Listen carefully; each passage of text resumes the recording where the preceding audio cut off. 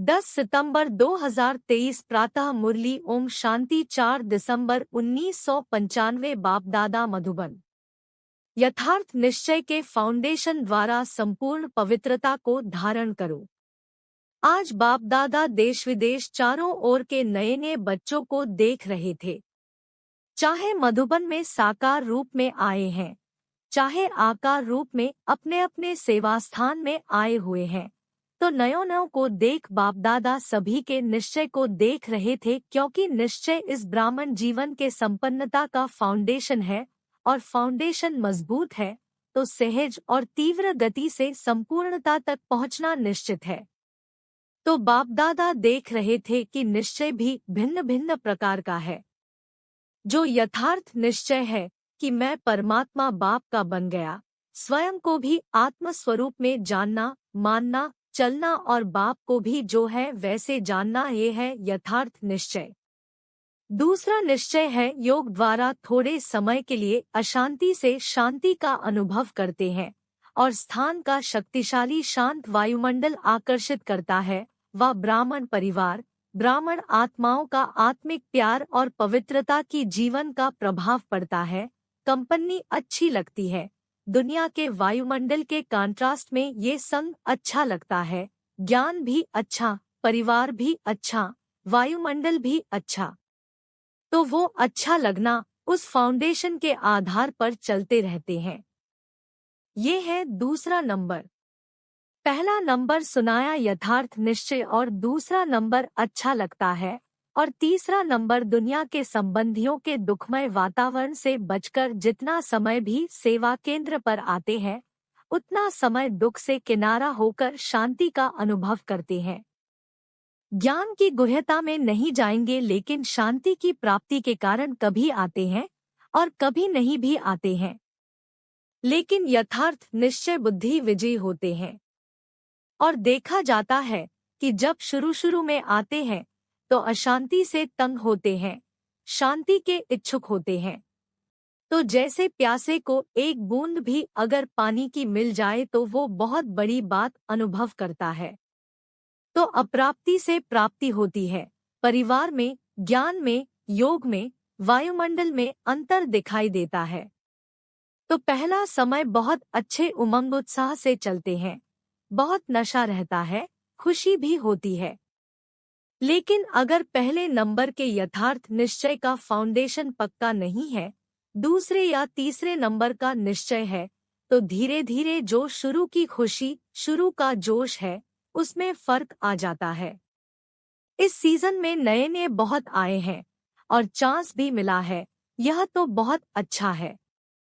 बाप दादा को भी नए नए बच्चों को देख खुशी होती है कि ये फिर से अपने परिवार में पहुंच गए।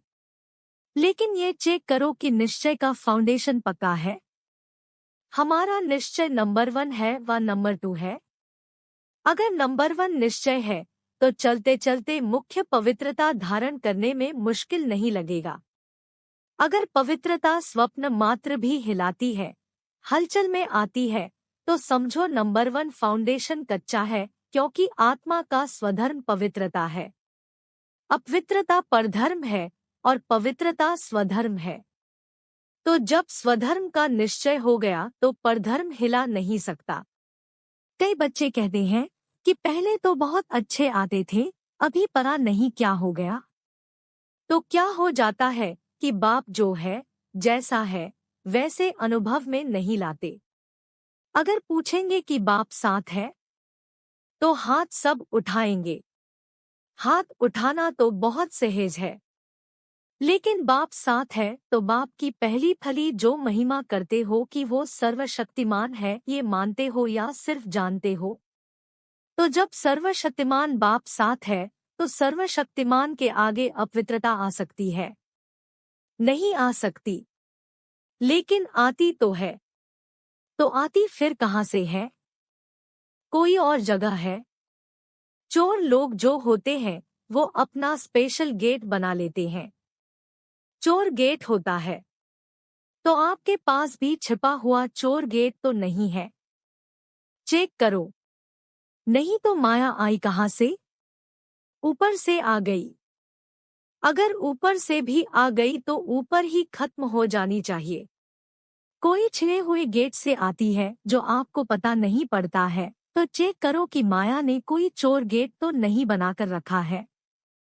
और गेट बनाती भी कैसे है, मालूम है? आपके जो विशेष स्वभाव या संस्कार कमजोर होंगे ना, तो वही माया अपना गेट बना देती है।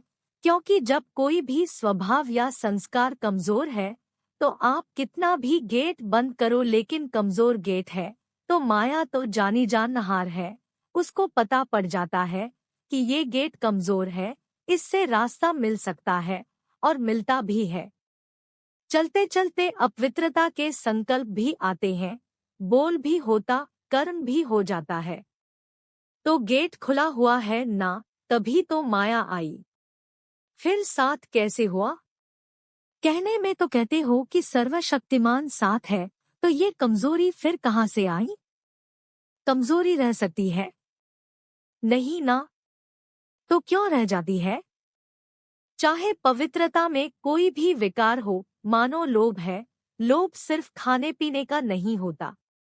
कई समझते हैं हमारे में पहनने, खाने या रहने का ऐसा तो कोई आकर्षण नहीं है, जो मिलता है, जो बनता है, उसमें चलते हैं। लेकिन जैसे आगे बढ़ते हैं तो माया लोभ भी रॉयल और सूक्ष्म रूप में लाती है। वो रॉयल लोभ क्या है? चाहे स्टूडेंट हो, चाहे टीचर हो, माया दोनों में रॉयल लोभ लाने का फुल पुरुषार्थ करती है। मानो स्टूडेंट है, बहुत अच्छा निश्चय बुद्धि, सेवाधारी है, सब में अच्छा है, लेकिन जब आगे बढ़ते हैं तो ये रॉयल लोभ आता है कि मैं इतना कुछ करता हूँ, सब रूप तरह से मददगार हूँ, तन से, मन से, धन से, और जिस समय चाहिए उस समय सेवा में हाजिर हो जाता हूँ। फिर भी मेरा नाम कभी भी टीचर वर्णन नहीं करती कि ये जिज्ञासु बहुत अच्छा है। अगर मानो ये भी नहीं आवे तो फिर दूसरा रूप क्या होता है?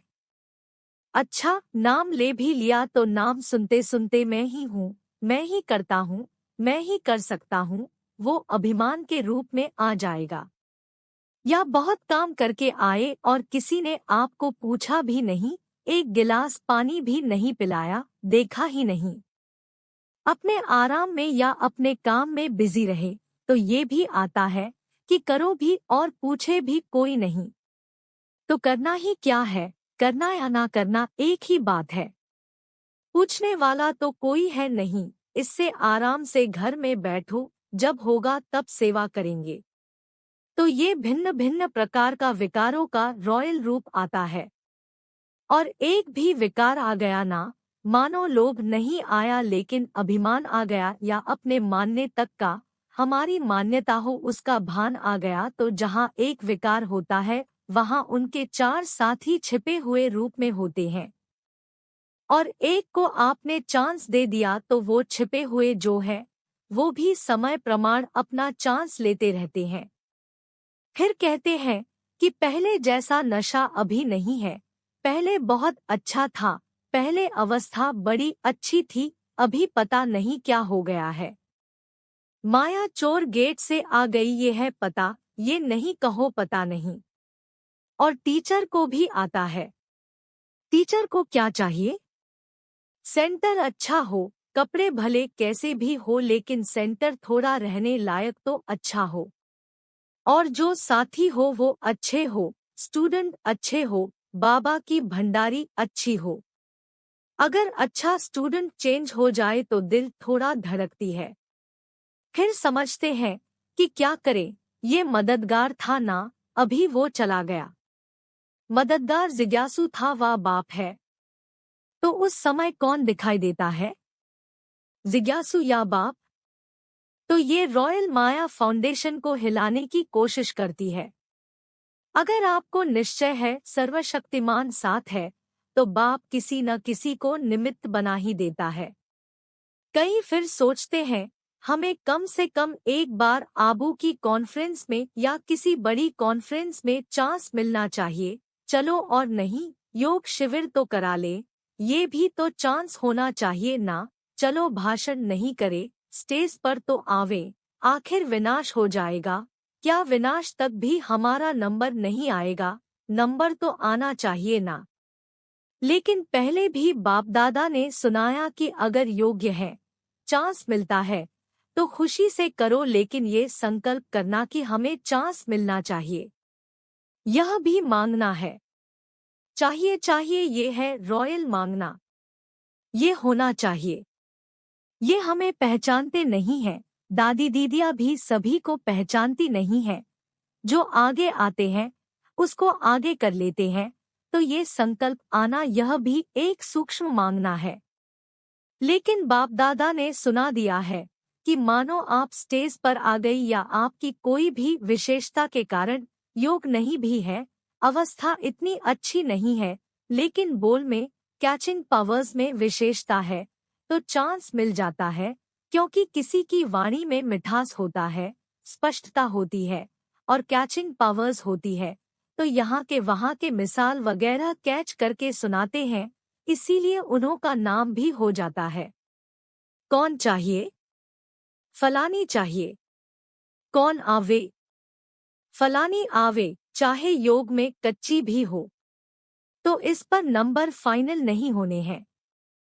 जो फाइनल नंबर मिलेंगे वो ये नहीं होगा कि इसने कितने भाषण किए या इसने कितने स्टूडेंट व सेंटर बनाए हैं, लेकिन योगी कितनों को बनाया है। सेंटर बनाना बड़ी बात नहीं है, लेकिन योगी कितनी आत्माओं को बनाया। नाम हो गया 30 सेंटर की इंचार्ज है और 30 में से 15 हिल रहे हैं। 15 ठीक है, तो फायदा हुआ या सिर्फ नाम हुआ? सिर्फ नाम होता है कि फलानी के 30 सेवा केंद्र हैं, लेकिन नंबर इससे नहीं मिलेगा। फाइनल नंबर जितनों को सुख दिया, जितना स्वयं शक्तिशाली रहे, उसी प्रमाण मिलेंगे। इसीलिए ये भी चाहिए चाहिए खत्म कर दो, नहीं तो योग नहीं लगेगा। रोज यही देखते रहेंगे कि फलानी जगह प्रोग्राम हुआ, मेरे को फिर भी नहीं बुलाया, अभी परसों यहाँ हुआ, कल वहाँ हुआ, आज यहाँ हुआ, तो योग लगेगा या गिनती होती रहेगी? तो मुख्य बात जो यथार्थ निश्चय है उसको पक्का करो। कहने में तो कह देते हो मैं आत्मा हूँ और बाप सर्वशक्तिमान है, लेकिन प्रैक्टिकल में, कर्म में आना चाहिए। बाप सर्वशक्तिमान है लेकिन मेरे को माया हिला रही है, तो कौन मानेगा आपका बाप सर्वशक्तिमान है? क्योंकि उससे ऊपर तो कोई है नहीं।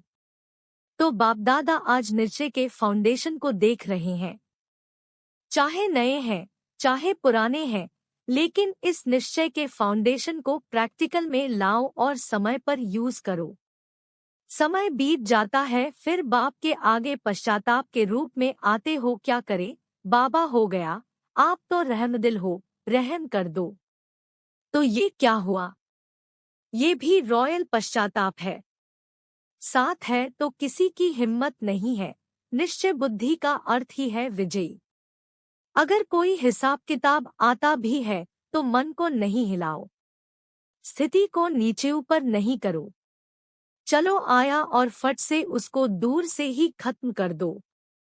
अभी योद्धे नहीं बनो, कई अभी निरंतर योगी नहीं है। कुछ समय योगी है और कुछ समय युद्ध करने वाले योद्धे हैं। लेकिन अपने को कहलाते क्या हो? योद्धे की योगी? कहलाते तो सहजयोगी हो। तो नए जो भी आए हैं उनको बाप दादा फिर से भाग्य प्राप्त करने की मुबारक देते हैं। लेकिन मुबारक के साथ ये चेक भी करना कि फाउंडेशन नंबर 1 है या नंबर 2 का है। कई कहते हैं ज्ञानियों बहुत अच्छा लगता है, अच्छा है वो तो ठीक है, लेकिन कर्म में लाते हो। ज्ञान माना आत्मा, परमात्मा, ड्रामा, यह कहना नहीं। ज्ञान का अर्थ है समझ। समझदार जैसा समय होता है वैसे समझदारी से सदा सफल होता है। कभी भी देखो जीवन में दुख आते हैं तो क्या सोचते हो? पता नहीं मुझे यह क्यों नहीं समझ में आया, यही कहेंगे। तो समझदार हो, ज्ञानी हो? बोलो हाँ या ना। हाँ जी हाँ, तो बहुत अच्छी बोलते हैं। समझदार की निशानी है कभी धोखा नहीं खाना, ये है ज्ञानी की निशानी। और योगी की निशानी है सदा क्लीन और क्लियर बुद्धि। क्लीन भी हो और क्लियर भी हो। योगी कभी नहीं कहेगा पता नहीं, पता नहीं। उनकी बुद्धि सदा ही क्लियर है। और धारणा स्वरूप की निशानी है सदा स्वयं भी डबल लाइट। कितनी भी जिम्मेवारी हो लेकिन धारणा मूर्त सदा डबल लाइट। चाहे मेला हो चाहे झमेला हो, दोनों में डबल लाइट। और सेवाधारी की निशानी है सदा निमित्त और निर्माण भाव। तो ये सभी अपने में चेक करो। कहने में तो सभी कहते हो ना कि चारों ही सब्जेक्ट के गॉडली स्टूडेंट हैं, तो निशानी दिखाई देनी चाहिए। तो नए ने क्या करेंगे? अपने निश्चय को और पक्का करना। नहीं तो फिर क्या होता है, 2 साल चलेंगे, 3 साल चलेंगे, फिर वापस पुरानी दुनिया में चले जाएंगे। और फिर जो वापस जाते हैं वो उस दुनिया में भी सेट नहीं हो सकते हैं। न इस दुनिया के रहते न उस दुनिया के, इसलिए अपना फाउंडेशन बहुत पक्का करो। अनुभव करो सर्वशक्तिमान बाप साथ है। बस एक बात भी अनुभव किया तो सब में पास हो जाएंगे। देखो आजकल प्राइम मिनिस्टर है, मिनिस्टर है, उसके साथ का भी नशा रहता है ना। ये तो सर्वशक्तिमान है। अच्छा, चारों ओर के सदा श्रेष्ठ भाग्यवान भाग्य विधाता को अपना बनाने वाले ऐसी श्रेष्ठ आत्माओं को सदा बाप दादा के श्रीमत को सुना और किया। ऐसे सर्व सपूत बच्चों को सदा सेवा में अचल रहने वाले झमेला मुक्त और परमात्म मिलन मेला मनाने वाले सभी बच्चों को बाप दादा का याद प्यार और नमस्ते। अच्छा, डबल विदेशियों को डबल नशा है ना। डबल विदेशी अर्थात डबल लाइट, डबल नशा और डबल बाप दादा और परिवार के प्यारे। समझा? वरदान। अपने पन के अधिकार की अनुभूति द्वारा अधीनता को समाप्त करने वाले सर्व अधिकारी भाव। बाप को अपना बनाना अर्थात अपना अधिकार अनुभव होना। जहाँ अधिकार है वहाँ न तो स्व के प्रति अधीनता है, न संबंध संपर्क में आने की अधीनता है, न प्रकृति और परिस्थितियों में आने की अधीनता है। जब इन सब प्रकारों की अधीनता समाप्त हो जाती है तब सर्व अधिकारी बन जाते। जिन्होंने भी बाप को जाना और जानकर अपना बनाया वही महान है और अधिकारी है। स्लोगन। अपने संस्कार व गुणों को सर्व के साथ मिलाकर चलना यही विशेष आत्माओं की विशेषता है। कृपया आज की मुरली पर लाइक, कमेंट और चैनल को सब्सक्राइब जरूर